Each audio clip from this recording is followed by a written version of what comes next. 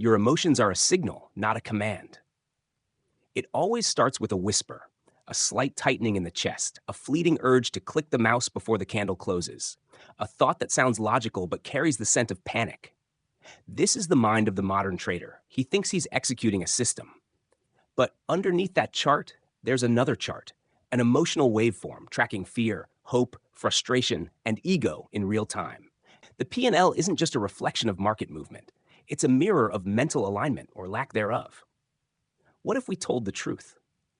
That most trades aren't lost because of strategy. They're lost because of sensation, because we mistake emotion for information, because we follow a feeling that felt urgent, even though it was irrelevant. Markets don't punish bad entries. They punish bad identities. People pretending to be disciplined, pretending to be calm, pretending to be in control while trembling inside. This isn't a video about motivation. It's not about hustle.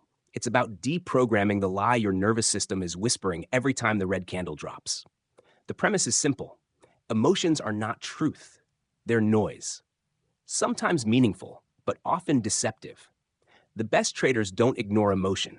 They interpret it like a storm warning, not a prophecy, just a possibility, something to observe, not something to obey. But how did we end up here? How did a rational species become so addicted to signals that lie? Let's start from the core, our biology. When you see your trade go red, your brain doesn't process it as data. It processes it as danger. Loss of money triggers the same circuitry as loss of blood. You're not imagining the urgency. You're drowning in a chemical flood. Cortisol, norepinephrine, adrenaline. And here's the real kicker. Those chemicals don't want you to think. They want you to react. Run. Click. Get out. Get revenge. Do something, anything, to stop the pain. But the market rewards the opposite. The market rewards the man who can sit in pain without solving it, who can let discomfort pass through him like wind, who treats his emotional system like background noise, present but never in control.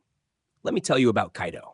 Kaito wasn't born disciplined. He was erratic, impulsive, the type who'd enter 5 trades in a row, chasing a breakout, and then blame the market when he blew his account. But one day something snapped. It wasn't a big loss. It was something quieter. He realized, I've never actually traded my plan. I've only traded my feelings about my plan. He wasn't a trader. He was a reactor, an emotion interpreter, a dopamine addict in disguise. So he did something radical. He stopped trying to win and started trying to obey. He printed out his rules, posted them on his wall. Before every trade, he read them out loud, and he added one rule that changed everything. If I feel it strongly, I don't act on it. That one rule saved him more money than any indicator ever had. Because emotion isn't the enemy. Obedience to emotion is. Kaito's edge wasn't his entry. It wasn't his exit. It was his filter. He built a gap between stimulus and response. He learned to ask, is this feeling useful or just loud? And that gap, that microsecond of separation, is where discipline lives.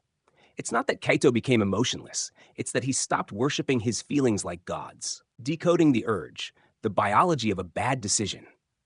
Every trading desk is a battlefield, not just charts, news feeds, and order books, but a neurological war between ancient instincts and modern systems. Let's break the illusion. Your brain was not built to trade. It was built to survive. When a caveman heard a rustle in the bushes, he didn't calculate probabilities. He ran. That response kept him alive. But now, that same circuitry fires when your PL flashes red. Your modern tools, mouse, monitor, trading journal, are battling prehistoric biology. The result? Most traders are making $1,000 decisions with caveman software. Let's dive into what actually happens inside you. When you see a loss, your amygdala lights up. It flags a threat. Your hypothalamus responds by initiating a stress signal, sending chemical messengers throughout your body. Your breathing changes, your pulse quickens, your vision narrows. Your prefrontal cortex, the seat of rational planning, goes offline. What comes online instead? Fight, flight, freeze, or FOMO. And because you can't punch the market or run from your laptop, you do the one thing that feels like relief. You click, exit early, revenge trade, double down, chase the breakout. Hit the button, not from logic, but to make the feeling stop. But here's the paradox. Every time you act emotionally, your brain rewards you with dopamine. Not because the trade was good, because you acted. It's not the outcome that triggers pleasure. It's the relief from indecision. You don't even need a win. You just need escape. The same way an addict doesn't need the high, just the ritual. So, how do you stop? Not with force, not with willpower, but with systems that intervene before the storm hits. This is where structure becomes your nervous system's override switch. Kaito realized this too late, after 4 blown accounts and an identity crisis that nearly drove him out of trading. He wasn't undercapitalized. He was overexposed to himself. He built a new rule. If I feel urgency, I add friction. That meant no more hotkeys, no more clicking during open candles, no more position sizing without checking a pre-written matrix. Every emotion had to pass through a firewall of logic. And this wasn't about being robotic. It was about respecting the truth. The feeling that screams loudest is often the one that lies. We're not trying to remove emotion. We're trying to route it. Let it rise. Let it speak. Then challenge it with a better question. Open quote, if I obey this, who am I becoming? Close quote. Because every trade is not just a position in the market. It's a position in your identity. It confirms or breaks who you are training yourself to be. So Kaito started journaling, not just trades, but urges. Every time he felt an emotional spike, he wrote down, what triggered it? What action did it urge? Did I obey it? What did I learn? This became his codebook. Not for markets, for himself. Patterns emerged. He noticed that he made bad decisions after too much screen time, that he risked too much after a workout, that he traded more aggressively when he hadn't journaled. And so he started designing interventions, timers, pre-trade checklists, water breaks, morning meditation before high volatility sessions. One rule, one decision at a time, until the storm inside no longer dictated the outcome outside.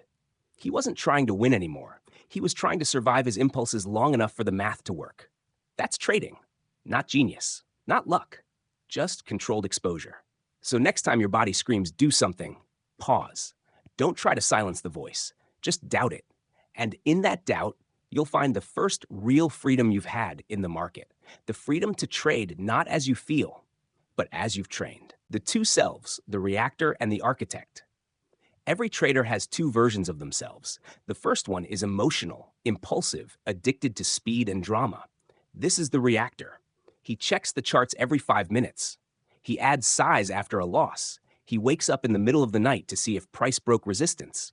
He doesn't trade a system, he trades sensations. He doesn't track edge, he chases comfort. Then there's the other self, the one who journals, who prepares, who only acts on confirmations, who doesn't need the trade to work, he only needs to execute it correctly. That is the architect. And every day, every trade, you are choosing which one of them enters the market. Most traders never make this choice consciously. They assume they are rational, but they build no walls between emotion and action. They treat discipline like a mood, something that comes and goes depending on the candle pattern. But discipline isn't a mood. It's a system of pre-decisions. It's the architect stepping in before the reactor gets triggered. Let's break this down. The reactor is fast. He loves click feedback. He trades based on feel, the gut instinct that maybe this one is the big move. He resents the rules. He sabotages spreadsheets. He needs the trade to win because he ties self-worth to outcome. The architect is slower. He delays gratification. He measures twice, executes once. He doesn't care how it feels. He cares whether it fits the system. He understands something essential. Open quote, you can't control outcome, but you can control exposure. And your identity must anchor to that control, not the result. Close quote. Kaito once lived fully in reactor mode. He'd wake up, check Twitter, see someone post a chart, and jump into a trade without even reading the news. His day was dictated by dopamine loops and comparison. One day, during a losing streak, he broke. He stared at the screen and asked himself, who's actually running this account? Me or my pain? And the answer hurt. It wasn't him. It was fear. It was insecurity. It was the voice that said, if I don't trade now, I'll miss it. If I miss it, I'm a failure. If I'm a failure, I'm worthless. That was the reactor's voice. So Kaito rebuilt his days from scratch. He gave power to the architect, morning routine, pre-market prep, 3 rules written in ink. No trades in the first 30 minutes. Never break max risk. No decisions when emotionally triggered. And one ritual. Before opening the trading platform, he'd say out loud, today I trade the system, not myself. That phrase became a shield, because he knew, left unchecked, the reactor would return. The reactor never dies. He just gets weaker every time you obey the architect instead. This is the real game, not predicting price, not mastering strategy, but choosing again and again which self shows up at the screen.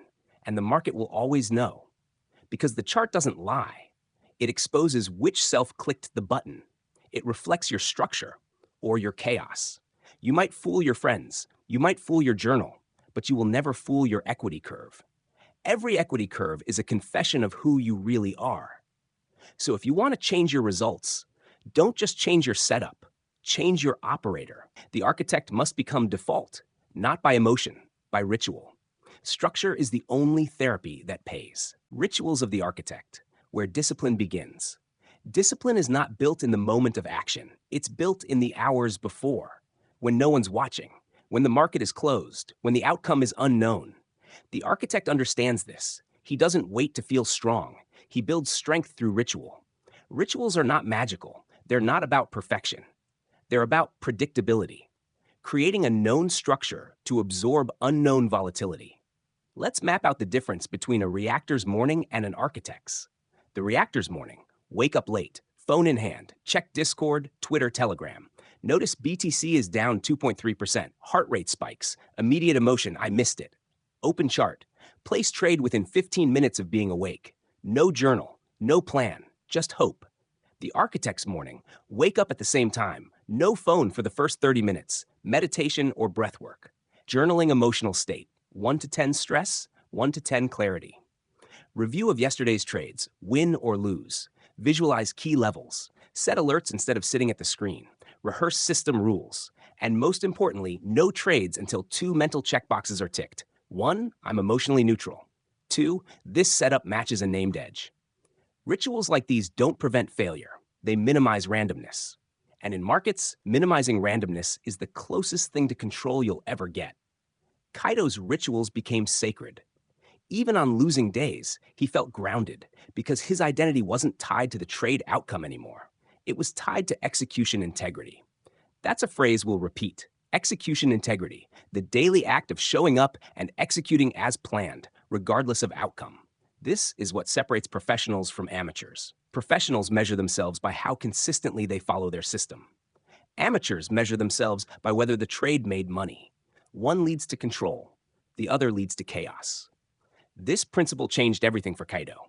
Open quote, if I can end the day with execution integrity, I already won, even if I'm red. Close quote. That doesn't mean profit doesn't matter. It means profit is a byproduct, not a compass.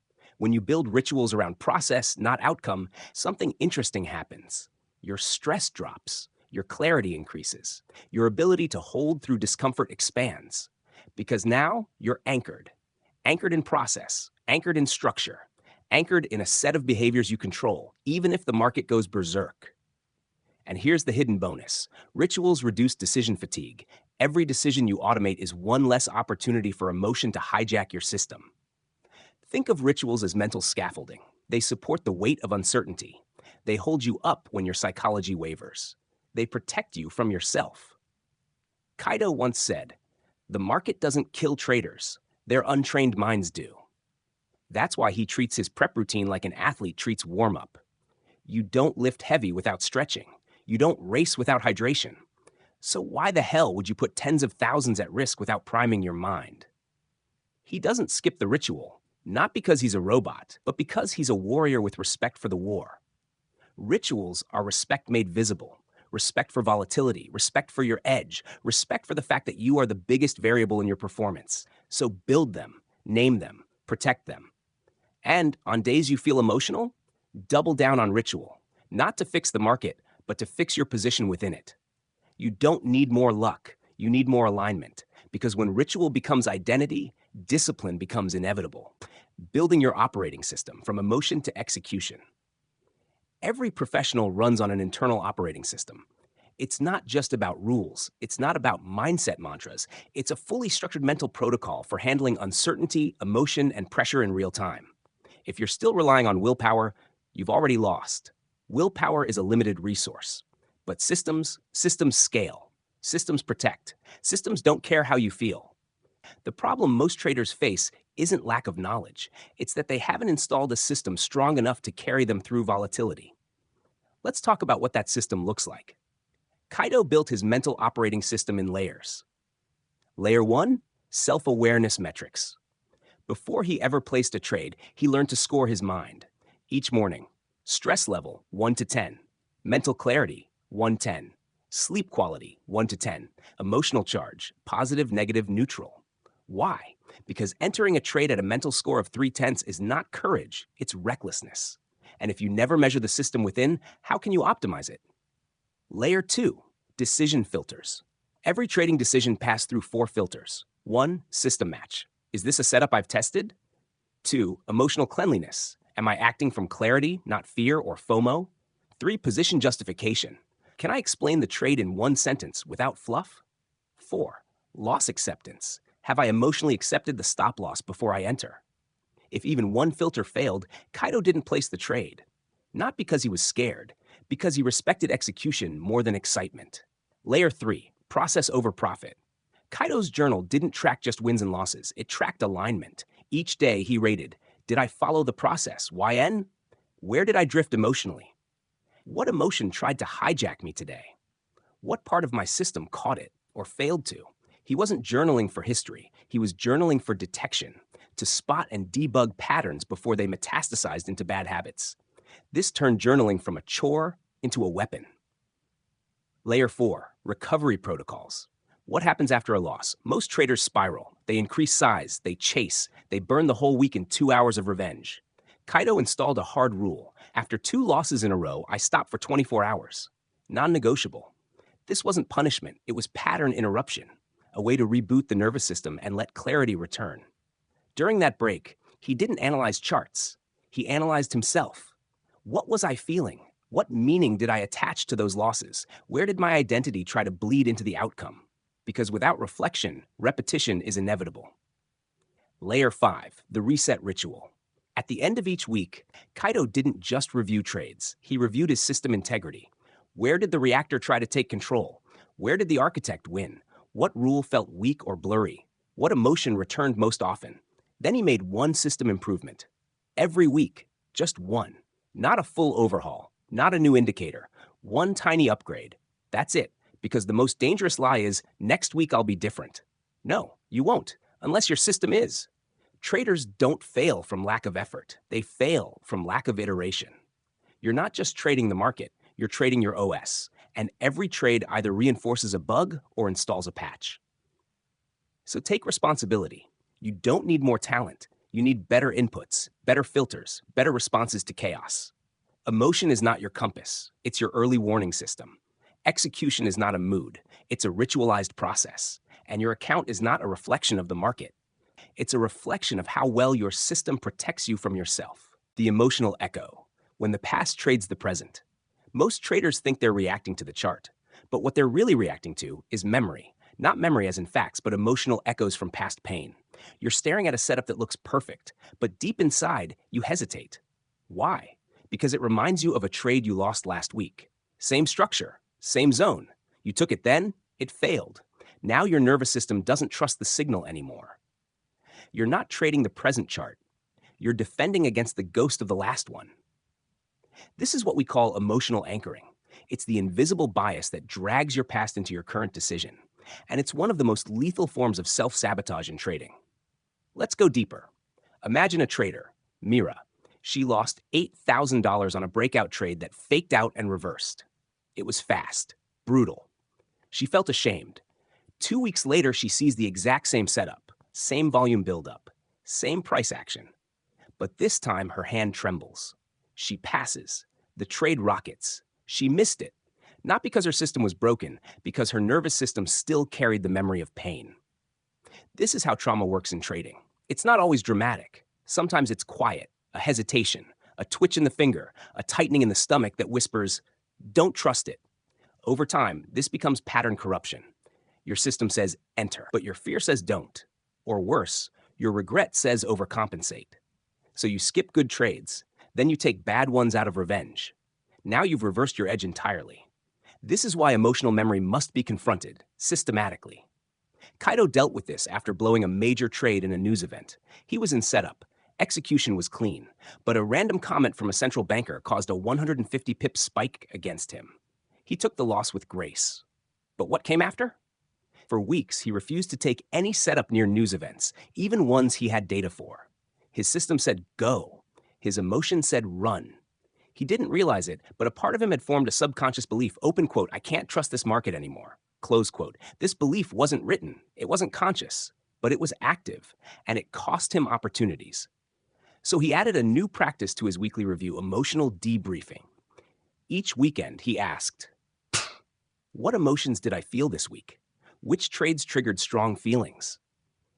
Are any of those feelings still influencing my decisions today? What new beliefs did I accidentally form? He'd write them down. Example, open quote, belief formed, news days are dangerous. Origin, EUSD spike post NFP. Truth, 9 out of 10 setups in news windows still meet criteria. Correction, place alert-based setups with reduced size, not avoidance. Close quote. This process allowed him to uninstall emotional software that was no longer useful. Because that's the key. Your trading mind is a computer, and every trade either writes clean code or installs malware. If you don't debug your internal code, it starts making decisions for you. Silently, persistently, expensively. So build this into your system. Don't just log trades. Log emotional weight. Rate each trade. How clear was I entering? 110. How clean was my exit? 1 to 10. Did any memory influence my choice? What belief is this trade reinforcing? Then write a counterstatement. Open quote. The last loss does not define the next setup.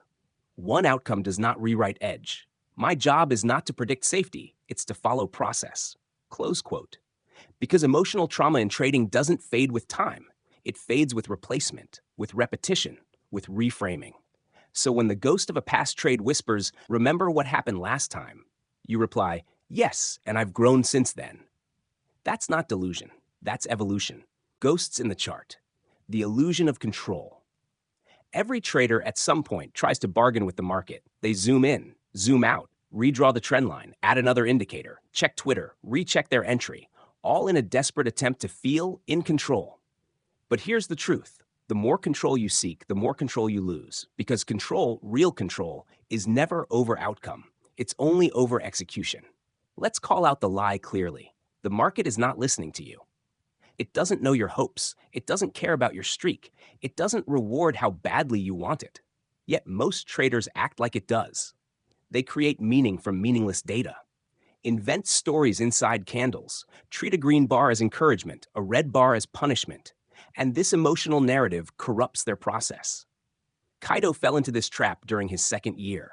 He was profitable for 6 weeks straight. His confidence soared. He felt invincible. He started tweaking his rules. Nothing major. Just a few aggressive entries, a couple of intuition trades. It worked until it didn't. One Friday, he lost more in a single session than he'd made in 2 weeks. It wasn't the trade that hurt.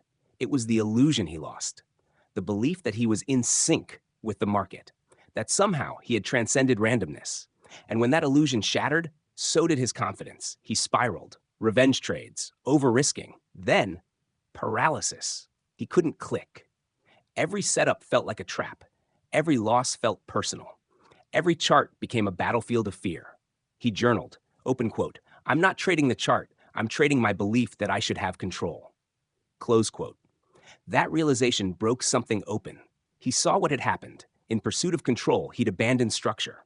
In pursuit of mastery, he'd mistaken emotion for edge. So he returned to his framework. He wrote one line in bold on a sticky note above his screen. My job is not to control price. My job is to control exposure. That single shift brought him back. From there, he rebuilt a new mental model. Every setup is a probability window. Every trade is a small experiment. Every loss is tuition, not identity. Every day is a new iteration, not a verdict on his worth. And most importantly, discomfort is not a signal to act, it's a signal to observe. Because control doesn't look like forcing, it looks like alignment. The reactor tries to force the market, the architect aligns with it. How? By defining what is enough. Enough clarity to act, enough risk to tolerate, enough structure to trust. Everything else is noise. You don't need to know where price will go. You need to know who you will be when it does. That's control. Control over self, not outcome. And in that paradox lies real power. The less you need to control the market, the more control you have over your results. Let go of the illusion.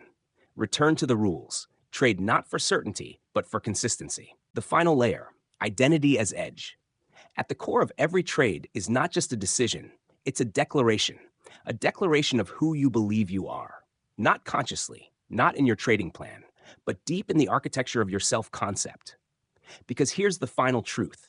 You don't trade your system. You trade your identity. And if your identity isn't aligned with discipline, logic, and structure, your execution won't be either. Let's unpack this. Most traders think they need better setups, better indicators, better news sources. But what they really need is a better internal identity model. Because you can only behave consistently with who you believe yourself to be. If deep down you see yourself as a gambler, a lucky streak chaser, a person who always blows it, someone who's not good with money, a chaotic thinker, then no system in the world will protect you. Because you will unconsciously sabotage anything that contradicts your self-image. This is what we call identity drag.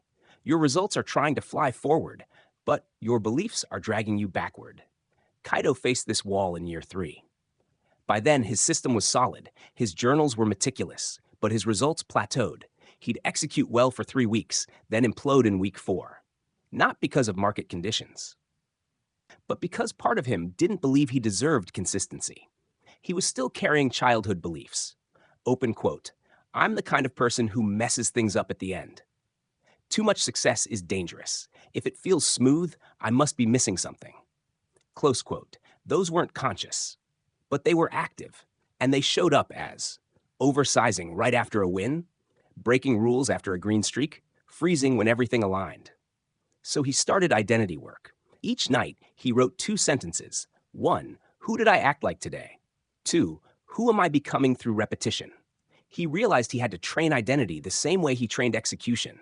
He created an identity affirmation, not the fluffy kind, but rooted in behavior. Open quote, "I am the kind of trader who follows structure, honors risk, and values clarity over urgency." Close quote. He said it every morning before starting, out loud. Not because he needed to believe it instantly, but because belief is built through repetition under pressure. Over time, something shifted. He started to feel uncomfortable when he didn't follow rules. He started to feel aligned when he closed early, sized small, or skipped low-probability setups. Discipline became identity compatible. And that was the real transformation. Because when identity aligns with process, discipline becomes automatic. No forcing, no willpower, just congruence. Here's your final lesson. Your edge is not your system. Your edge is the version of you that shows up to execute it. So start asking better questions. Who do I become when I follow my process? What identity do I reinforce every time I click? Am I building a future self or repeating an old one? Because the market will always test your system, but life will always test your self-concept. And in both arenas, identity determines outcome. You're not just trading charts, you're trading patterns. Not price patterns, personality patterns. So redesign your self-definition, not based on outcome, but based on who you want to become through process. Say it clearly, write it often, live it daily, because identity isn't fixed. It's forged one micro action at a time. The edge behind the edge, psychological alpha. Most traders look for alpha in setups. They hunt for it in data, volume, indicators, correlations. But few ever look where it hides best, inside their own mind. Because the greatest edge in trading is psychological alpha. It's the ability to execute when others hesitate, to remain centered when others react, to repeat process when others search for prediction. Psychological alpha isn't about knowing more. It's about acting differently under pressure. Let's define it clearly.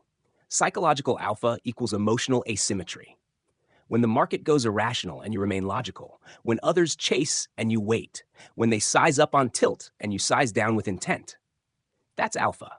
Not because you beat the market, because you beat the emotional crowd inside the market. Kaido learned this the hard way. He used to think edge was statistical, and it is, partly. But the problem was, he never fully realized the edge he tested because he couldn't execute it consistently. Why? Because when real money was on the line, his mind betrayed him. Fear, overconfidence, impatience, narratives, all of them eroded his edge before the market ever had a chance. He realized, Open quote, a 70% system executed at 50% discipline becomes a 35% win rate. Close quote. That was the moment he stopped optimizing his system and started optimizing himself. He reframed everything. Every urge became a data point. Every mistake became a mirror. Every day became a training ground. He stopped trying to avoid discomfort. He started tracking it. He asked, what emotion do I feel most often during trading? What pattern does that emotion push me into? What structure can I build to intercept that pattern? That's when he started logging what he called emotional equity loss. Not just monetary drawdowns, but mental capital depletion. He wrote, open quote, today I lost 180, but the real damage was my mental spiral. I now associate red candles with personal failure. If I don't rewire that belief, I'll keep bleeding. Close quote. That level of honesty gave birth to new alpha, because now he was fighting the real enemy, his bias, his triggers, his emotional expectations. He began to view emotional control like portfolio hedging. Structure, stop loss for impulse. Journaling, drawdown recovery tool. Break school volatility circuit breakers. Rule school's volatility targeting for the nervous system. And over time, his execution got tighter, not because the market became easier, but because his psychology became quieter. No more chasing alpha through complexity. He found it in simplicity. Wait, confirm, execute, detach. This is the final frontier of trading mastery. Not sharper predictions, but deeper control. Not more data, but less interference. Psychological alpha is rare, because most traders are fighting the market, while the elite are mastering themselves. You want to stand apart? Don't just study edge. Become the one who can hold it without breaking. In chaos, you become the strategy. Integration, becoming the trader who endures all of this, the systems, the rituals, the rewiring, the restraint, leads to one final goal: integration. Not perfection, not emotionless execution, but full alignment between your strategy, your identity, and your behavior under pressure. Because in the end, trading isn't a game of information, it's a game of integration. The amateurs collect knowledge, the pros integrate knowledge into decisions, and decisions into identity. Let's be honest, there is no secret formula. There is no perfect system. There is only you, standing in front of a chart, breathing through discomfort, choosing to honor a process that might not reward you today, but shapes you every time you follow it. That's the truth no one wants to say. Most days in trading are quiet victories, wins that no one sees, trades you skip, losses you accept without revenge, journals you fill when you'd rather forget, meditations you do when anxiety rises. These are not market victories. They are self-victories, and those are the only kind that compound into mastery. Kaito didn't become consistent because he found some holy grail. He became consistent because he stopped trying to be exceptional and committed to being aligned. He told himself every morning, open quote, my edge is not in being right. My edge is in being available, fully, calmly, and repeatedly to execute the plan. Close quote. That's the final transformation. From emotional executor to identity-backed operator. From chasing the market to becoming unmoved by its noise. Not because he stopped caring, but because he started caring about the right thing.